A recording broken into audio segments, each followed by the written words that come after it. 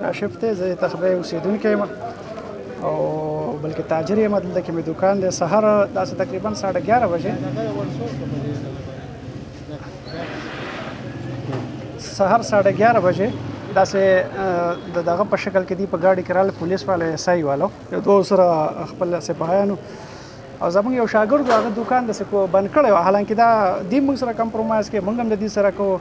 هغه دکان بند کړی و. د پرې راغسې نه اواز وکړو چې کوم اسپایي د پې اواز وکړو یاره ودرېږه نو هغه خو ماشوم هغه ته منډه کړه نو د پې یو ډز وکړو. دا حالانکې ما له اواز هم ورکړو زه مالک یم ما ته ووایه چې څه شي دي ما ته تاسو دغه وکړئ که نه. زه ولاړ یم په موقع که نه. هغه یو شاګرد دی ملازم دی.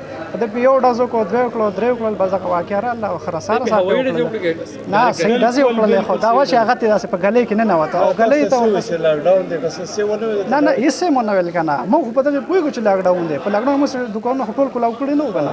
یو شټر موږ د خپل ضرورت لپاره کلاو کړو. زه بالکل دا منم موږ شټر کلاو کړی دی. حالانکې داسې پټ پناه خبر نه پاله پاکستان کې داسې سیسټم شته خو لکه موږ اوس 302 نور نه راکړی یا څه ISO یا څه مطلب هیروین موږ خرڅ کړي چې دی په ما آیا خو دا په دغه کې بالکل زمانه بیا ډزې کوي خو لکه دغه واقعه موږ سره راغله او بله ښه رسا ډزې پرې وکړلې. ریپایرینګ واقعه لږ دوباره ووایه څنګه به ماشوم څنګه فایرینګ وشو؟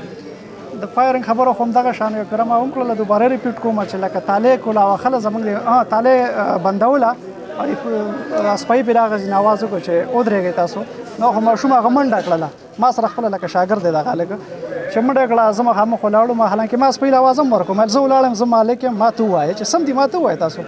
لکه هغه شاګرد باندې یو ډز وکړو دوه پې وکړل درې پې وکړل او لکه دغه نو